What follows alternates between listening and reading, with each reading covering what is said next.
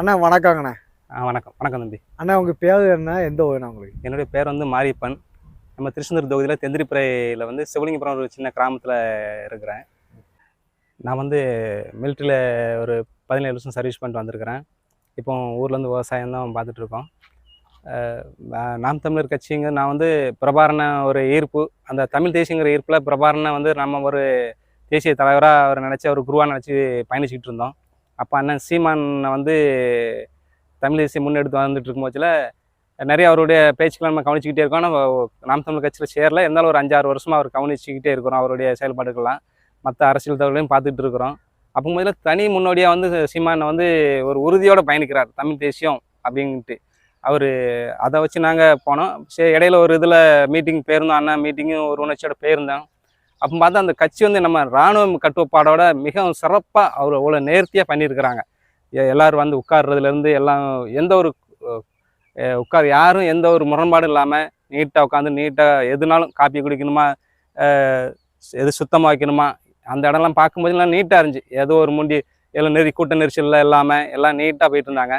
அதை பார்க்கும்போது ரொம்ப நல்லா இருந்துச்சு. மிலிட்ரி மாதிரி ஒரு இராணுவ கட்டுப்பாடாக எல்லாரும் கடைசி மாநாடு முடிஞ்சோன்னா அவ்வளோ க்ளோஸ் பண்ணி வச்சுட்டு போகிறத பார்த்துட்டு போகிறது நல்லா இருந்தது.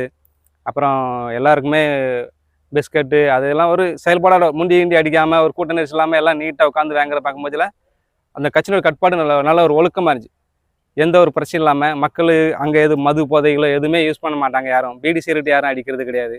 மற்ற கட்சியில் மாதிரி கிடையாது. இப்போ டிவிக்கெல்லாம் பார்த்தீங்கன்னா முண்டி அடிச்சுக்கிட்டு அவ்வளோ பேர் எத்தனை பேர் சாகுறாங்க. அவங்க இங்கே இல்லை, எங்கேயும் பாருங்கள் வண்டி பின்னாடி அது பின்னாடி சுற்றிக்கிட்டு அவங்களாம் இன்னொரு கட்டுப்பாடுக்குள்ளே வரணும். அதே மாதிரி சிறுத்தைங்களாம் ரொம்ப இதெல்லாம் ஒரு கட்சி மாநாடுனா பார்த்தீங்கன்னா ஒயின் ஷாப் முன்னாடி பூரா ஒரே வேணுக்குன்னு மண்டி சரக்கு வாங்கிட்டு அவங்க பண்ணுற அட்டுலியும் அப்புறம் அந்த மாதிரி நாம் தமிழர் கட்சியில் வந்து நம்ம பார்க்க முடியாது. நம்ம பார்க்கும்போது ரொம்ப ஆச்சரியமாக இருந்துச்சு. அங்கே வந்து ஒருத்தர் கூட பீடி கொடுக்க கூட பார்க்க முடியாது, பீடி சிகரெட் அடி கூட பார்க்க முடியாது, அவ்வளோ தெளிவாக இருந்துச்சு. நீங்கள் சந்தித்த சவால்கள், அதாவது தமிழ் தேசியம்னு ஒரு கட்சியில் வந்து வைக்கிங்க, அதாவது ஆணவத்துலேருந்து வந்து வைக்கிங்க, பொதுமக்கள் மத்தியிலையும் மற்ற அரசியல் தலைவர்கள் மத்தியிலையும் உங்களை பற்றின பாய்வு எப்படின்னா? இல்லை, இப்போ நம்ம வந்து தமிழ் தேசியம் பின்னாடி போயிட்டுருக்கோம். இப்போ என்னை பார்த்தாலே அவ்வளோ வரும் சீமானு சொல்லுவாங்க, இல்லைனா மிலிட்ரின்னு சொல்லிட்டு இருப்பாங்க. இப்போ வாங்க சீமான் வாங்க அப்படின்னு தான் சொல்லுவாங்க. இருந்தாலும் நாங்கள் எங்களுடைய அதாவது நாங்கள் எங்கே வெளியில் போனாலும் எல்லாத்தோடும் ஒழுக்கமாக நாங்கள் அந்த மாதிரி சீமான் ஒரு தமிழ் அவர் போல்டாக இருக்கிற மாதிரி நாங்களும் எங்கே போனாலும் ஒழுக்கமாக, அதே மாதிரி பொதுமக்களில் போனாலும் எதுவும் இடைஞ்சல் இல்லாமல் இருக்க மாதிரி அப்படியே ஒரு ஒழுக்கத்தோடய பயணிச்சுட்டு இருக்கோம். அதனால் எங்களுக்கு ஒரு மரியாதை நாம் தமிழருக்குன்னு இருக்குது. இப்போ உங்கள் தொகுதியில் வந்து அதாவது இதே திருச்செந்தூர் தொகுதியோடைய எம்எல்ஏ வந்து அனிதா ராதாகிருஷ்ணன். ஆமாம், இவங்களுடைய செயல்பாடு உங்கள் மக்களுக்கு வந்து போதும்னு சொல்கிறாங்க. அது மட்டும் இல்லாமல் அக்கா கனிமொழி அவங்களோட செயல்பாடு, பார்லிமெண்ட் அவங்க செயல்பாடு மக்களுக்கு போதுங்க. உண்மையில போதுமானதாக இருக்கானே? இல்லை, அவங்க செயல்பாடுன்னா இப்போ எலெக்ஷன் வர்ற டைமில் தான் பண்ணுறாங்க எல்லாமே. இதுக்கு முன்னாடி எங்கேயுமே ரோடும் கிடையாது, எல்லாமே ரொம்ப மோசமாக இருந்துச்சு. இப்போ எலெக்ஷன் வர்றதுனால அவங்க வந்து ஒன்றா ரோடு போட்டுட்டு இருக்காங்க, தண்ணி அது கட்டிகிட்டு இருக்காங்க, இது கட்டுறாங்க. ஆனால் எதுவுமே கட்டுறதுல எதுவுமே ஒரு முழு ஒரு திருப்தி கிடையாது. எல்லாமே வந்து எது கட்டினா மடை கட்டினாலும் குளம் கட்டினாலும் எதுவுமே ஒரு அதாவது ஒரு முழு தன்மையோடு இல்லை. எல்லாம் ஒரு வருஷம் 2 வருஷம் உழைக்கிற மாதிரி தான் இருக்குது. எதுவும் மக்களுக்கு பயன்பாட்டுக்கு இல்லாமல் தான் போகுது, அந்த மாதிரி தான் பண்ணுறாங்க. அப்போ அவங்களுடைய செயல்பாடு ஏதோ மக்களுக்கு போதிய அளவுக்கு இல்லை. கிராமத்தில் இருக்கும்போது ஏன் மற்ற கட்சிகளும் தமிழ் தேசிய பேசக்கூடிய கட்சிகள்லாம் அந்த இருக்கும்ல, ஏன் அந்த மாதிரி கட்சிகள் போய் இணையல? அதுபோக திராவிட கட்சிகள்லாம் ஏன் உங்களுக்கு அது விருப்பம் இல்லை? ஏன் அந்த மாதிரி கட்சிகள்லாம் இணையல? இல்லை, நம்ம ரொம்ப நாள் கணிச்சுக்கிட்டே இருக்கிறோம், நம்ம பார்த்துட்டு இருக்கோம். இதே நான் வைக்கோலன்னா கூட நான் டெல்லியில் போய் நான் ராணுவ உடையில போய் மீட் பண்ணியிருக்கிறேன் அந்த டைமில் அவர் இருந்ததில். ஆனால் அவங்க எல்லாம் திராவிடத்துக்கு பின்னாடியும் இப்போ அண்ணன் திருமாவும் ரொம்ப தீவிரமாக இருந்தார். அவரும் அந்த கூட்டணிகளே போய்கிட்டு இருக்காங்க. இப்போ அண்ணன் சீமா என்ன சொல்கிறாரு, நான் அதுக்கு கூட்டணி போனால் தான் கட்சி ஆரம்பிக்க தேவையில்லையே, ஏன் தமிழுக்காண்டி தமிழ் மக்களுக்காக நிற்கிறாங்க. இன்றைக்கி அண்ணன் சீமானு தனிச்சு நிற்கிறனால தான் நிறைய இதை வந்து அவங்களால செயல்படுத்த முடியல. நம்ம தமிழுக்கு இப்போ அவன் திராவிடம் எல்லாமே நம்ம தமிழை ஒழிச்சிக்கிட்டே இருக்கிறாங்க. எல்லாரும் தமிழ் அழிச்சிட்டு இப்போ திராவிடம் கொண்டு வராங்க. அது சீமான இருக்கிறதுனால தான் இப்போ ஓரளவுக்கு நாம் தமிழ் இருக்கிறதுனால ஓரளவுக்கு எல்லாத்தையும் அந்த செயல்படுத்த விடாமல் தடுத்துட்டு இருக்காங்க. இப்போ நாம் தமிழரும் இல்லை சீமான இல்லைன்னா இதெல்லாம் அவங்க ஈஸியாக திராவிடம் மாற்றிட்டு வராங்கன்னு அடுத்திருப்பு ஆட்சி வந்தாங்கன்னா. திராவிட கட்சிகள் வந்து மாணவர்களை வந்து படிக்க வச்சு ஒரு மேலை நாட்டு கலாச்சாரத்தை எடுத்து அதாவது பொருளாதாரத்தில் வளர்ச்சி பகுத மாதிரி சொல்கிறாங்க. இது நாம் தமிழர் கட்சி வந்து வேளாண்மை விவசாயம்னு சொல்கிறாங்களா? இது வந்து மக்களை பின்னோக்கி தானே கொண்டு போகுது. இதை நீங்கள் எப்படி பார்க்குறீங்க? பின்னோக்கி பாருங்க, எவ்வளோ பச்சை பச்சைன்னு இயற்கையாக இருக்குது. நம்ம பின்னாடி பாருங்கள், அழகாக இருக்குது, சொர்க்க பூமி மாதிரி இருக்குது. இங்கே வாழ்றது எப்படி இருக்கும்? அதாவது இவங்க வந்து சிட்டின்னு போயிட்டு இருக்காங்க. சிட்டிங்கும் போது நம்மளுடைய கலாச்சாரங்கள் அழிஞ்சு போயிட்டு இருக்கு. நீ வில்லேஜ் தான் நம்மளுடைய தமிழ் பண்பாட்டையும் தமிழ் கலாச்சாரத்தையும் வளர்த்து கொண்டு இருக்கு. அதனால இந்த வில்லேஜ் சைடில் வளர்ச்சிக்கு வந்து எல்லா கட்சியுமே அதாவது இங்கே பஸ்ஸு போகிற மாதிரி ரோடெல்லாம் வீதிப்படுத்தி கொடுக்கணும் வில்லேஜுக்குள்ளே. இன்றைக்கி எல்லாம் கவர்மெண்ட் ஜாப் கிடைச்சா எல்லாருமே இங்கே பார்த்து சிட்டியை பார்த்து போயிடுறாங்க. ஊரில் பார்த்தீங்கன்னா அதே மாதிரி தான் இருக்குது, சின்ன சின்ன ஊர்கள் சின்ன வீடுகள். ஆனால் சிட்டியில் போனாலும் பெரிய பெருசாக கட்டிகிட்டு இருக்கிறாங்க. அந்த மாதிரி வர்ற அரசுகள்லாம் கிராமப்புறங்கள் வளர்ச்சியை கண்டிப்பாக பார்க்கணும். நீங்கள் உங்கள் ஊரில் வந்து அதாவது ஆணவத்துலேருந்து வந்து இங்கே இளைஞர்களுக்கெல்லாம் வழிகாட்டுதல்ங்கும் போது நாம் தமிழர் கட்சி சார்பாக எதாவது பண்ணி வைக்கிங்களா? அதாவது ஏன்னா ஏன் கேட்குன்னா இந்த பகுதி இளைஞர்கள் வந்து வேலை வாய்ப்புக்கு அதிகமாக பிரச்சனைகள்ல இருக்காங்க, சரியான வேலை வாய்ப்பு கிடைக்காம. நீங்கள் வந்து இராணுவத்துல இருந்து வந்திருக்கீங்க, இப்போ அந்த தமிழ் தேசியங்கிற கருத்தாக்கத்தையும் பேசுறீங்க.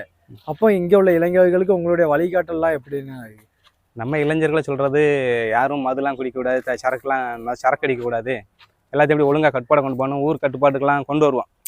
மக்களை ஒழுங்குபடுத்துறதுக்காண்டி ஊர் மெயின்டெனன்ஸு அந்த மாதிரி பண்ணுறதுக்கெலாம் கூப்பிட்டு போவோம். அது இல்லாமல் எல்லாருமே என்கரேஜ் பண்ணோம். டே போலீஸுக்கு போங்க, ரன்னிங் காலையில் எழுந்து போங்க, ரன்னிங் போங்க, எந்த உதவினாலும் நாம் தமிழ் பண்ணுறோம், வேறு எதுவும் பிரச்சனை வந்தால் கூட நாங்கள் பண்ணுறோம் அப்படின்னு சொல்லுவோம். இப்போ மக்கள் எந்த ஒரு உதவினாலும் நாங்கள் பஞ்சாயத்து யூனியனில் போய் நின்று பேசி சரி பண்ணிகிட்டு இருக்கோம். மற்ற அரசியல் கட்சியினர் வந்து பண அரசியல் கொண்டு அரசியல் பண்ணுறாங்க. இதே நாம் தமிழர் கட்சி வந்து அந்த மாதிரி இல்லை. அப்போ இது மற்ற அரசியல் கட்சிகளை நீங்கள் எந்த மாதிரி ஃபேஸ் பண்ணுறீங்க? இப்போ நம்ம அந்த பணம் கொடுக்குறாம இருக்கிறதுனால தான் பொதுமக்கள்கிட்ட நம்ம போக முடியல. படித்த மக்கள் இந்த உணர்வோடு இருக்கவங்க தான் நம்ம நாம் தமிழர். மற்றபடி எல்லாருமே அந்த பணம் அப்படிங்கிறதுல தான் இருக்கிறாங்க மக்கள், ஏழை மக்கள் எல்லாம்.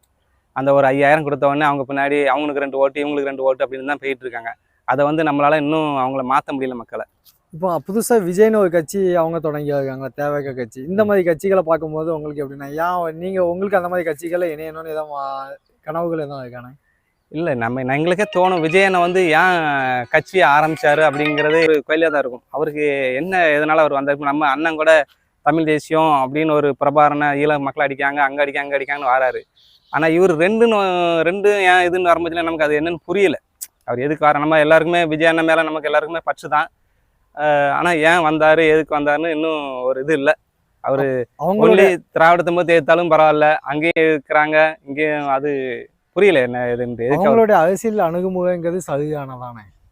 அவங்கள அரசு முறை இன்னும் அந்த அளவுக்கு இல்லை. பசங்க எல்லாம் ஒரு ஒழுக்கம் இல்லை, ஒரு கட்டுப்பாடு இல்லை. இப்போ அப்படியே போயிட்டு இருக்காங்க. ஒரு ஒழுக்கம் இன்னும் அவங்களுக்குள்ள ஒரு கட்டுப்பாடு கிடையாது.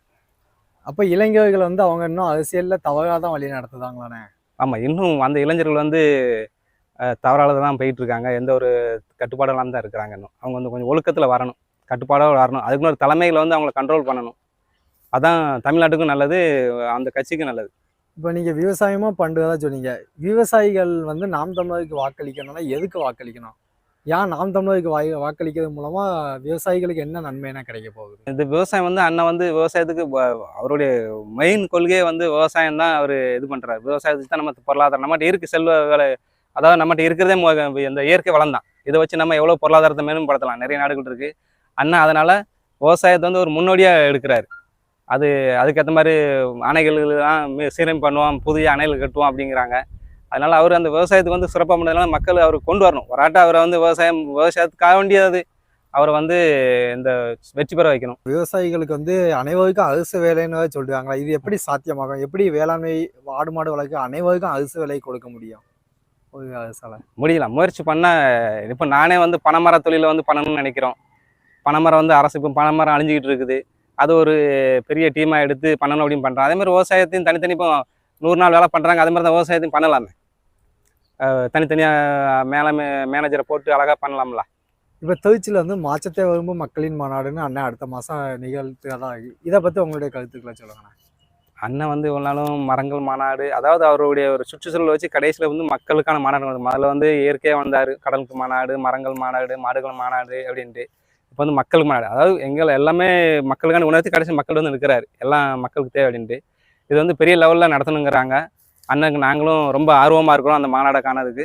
கண்டிப்பாக நாங்கள் இங்கேருந்து நிறைய பேர் பயணிக்க ஆர்வமோடு இருக்கிறோம். நாம் தமிழர் கட்சியில் உங்களுக்கு வந்து அரசியல் வாய்ப்புகள் வழங்கப்படுதானே? அதாவது வேட்பாளருங்கும் போது ஏதாவது ஒரு வாய்ப்புகளில் உங்களுக்கு வாய்ப்புகள் வழங்கப்படுதா? அப்படி இல்லை, எல்லாம் கொடுப்பாங்க. நமக்கே கூட மாவட்டத்தில் பொறுப்பில் கொடுக்க சொன்னாங்க. அதனால் நம்மளால் இவ்வளோத்துக்குலாம் பயணிக்க முடியாது. இப்போது நான் விவசாயத்தை பார்த்துக்கலாம், நான் தலைவராக இங்கே சிறப்பாக பண்ணிக்கிட்டேன் அப்படின்ட்டு நான் தெந்திருப்பர் பேராட்சி நகர தலைவராக இருக்கிறேன். இதே நான் சிறப்பாக பண்ணிகிட்டு இருக்கிறேன். எதுவும் அதை திருச்செந்தூரில் ஒரு முன்னோடியாக நம்ம தெந்திருப்பரே பண்ணிகிட்டு இருக்கிறோம் நாம் தமிழர் கட்சி சார்பாக. நன்றிங்கண்ணா. ஓகே, நன்றி, வணக்கம்.